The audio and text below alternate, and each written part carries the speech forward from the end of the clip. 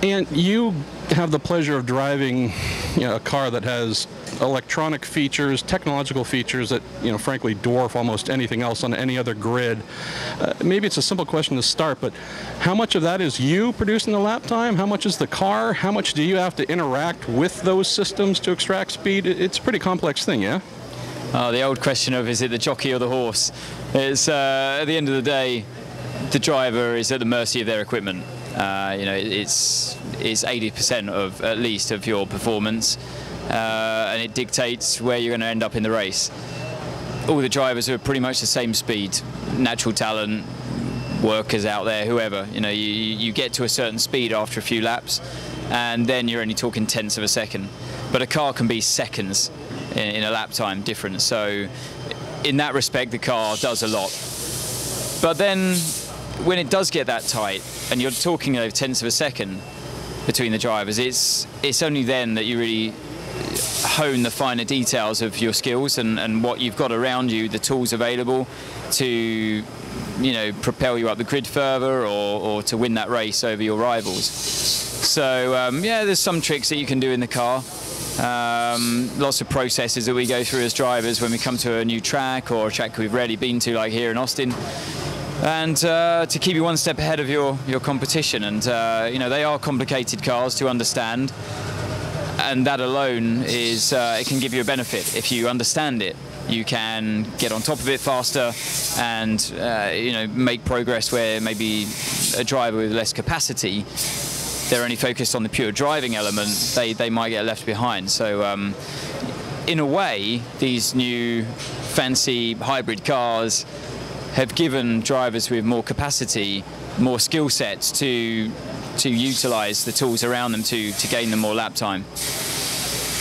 Looking at your time in Formula One, for example, I think most people who follow F1 see any in-car shot, they look at a steering wheel that has 8,000 buttons on it, and drivers are constantly manipulating. Look inside the cockpit of your COTA hybrid, same thing. What are the differences in terms of what you would have, available in Formula One in that sense of tuning and constant refinement, what you have to do here to make a lap? Well, here at Toyota Racing, we're using the same steering wheel base that they used in Formula One. So it's the same shell, it's the same shape. With pretty much the same controls in the same places, albeit a lot of it's different in terms of their functionality. The actual aesthetics are the same. So that alone goes a long way to explain how technologically advanced these cars are, compared to most other categories out there. But Formula One is on a par, you'd say, with this year, they've upped the regulations and they're all hybrid there in Formula One. They're probably the two most sophisticated cars categories in the world in terms of how complex they are. Things like a computer on wheels, it really is. So getting the most out of it is important, and it's daunting when you first arrive at a team like this, because you get handed an instruction manual and it's thick. It's a thick old manual, and for most racing drivers that didn't spend more than one day at school, that's you can imagine what a taxing read that was. Was there any homework? You having to do a report after it? I'm glad to say no, but some drivers do get tested in different teams, yeah. Especially for big races like Le Mans, where every second counts, despite it being a 24-hour race. So, you cannot afford to not understand something and to forget something in the heat of the moment, which could potentially put you out the race or not get you home. So, it's essential that we do know the vast majority of that manual that's given to us. But like I say, when you first arrive at a team, you think, "Oh, this is different," and there's a lot to take in, yeah. Harvesting energy under braking, a big vital part of the hybrid system. Maybe some who think, oh well, that's just when you lift off the throttle, it does it by itself. Describe the actual driving changes and techniques that you have to employ to increase your harvest time, because again, it's not just you lifting off and it does it by itself. You actually play a big role in that harvesting procedure.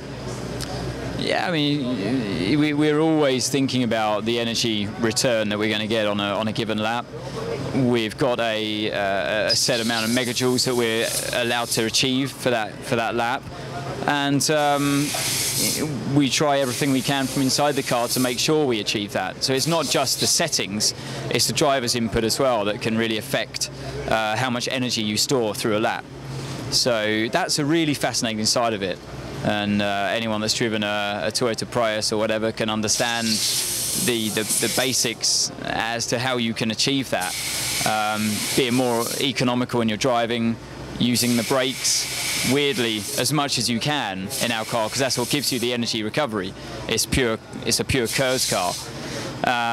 So using the brakes as long as you can, deep into the corners, that kind of stuff is important in terms of its energy recovery. But then you've got the saving fuel on top of it. So lifting at the end of the straights, that's one thing you see. It's quite a common occurrence now. But they've been doing that in IndyCar and different categories around the world for years and years. Even in sports cars at Le Mans, before the days of the computer, they were lifting coasting at the end of straights. So it's nothing new. It's just it's become slightly more scientific in everyone's approach and how to get there. I ask this of all the Toyota drivers because I still just giggle about it. With the hybrid system and the petrol engine together, you have a ridiculous horsepower number to work with. What does that feel like? I mean, most people they're never going to drive a 300 horsepower car, much less 1,000. What is it for those who would never know? What does that really feel like? Remember, power is nothing without control. That's the old cliche. And luckily we do have a lot of control, so we want more power. So it's never enough if you've got enough grip.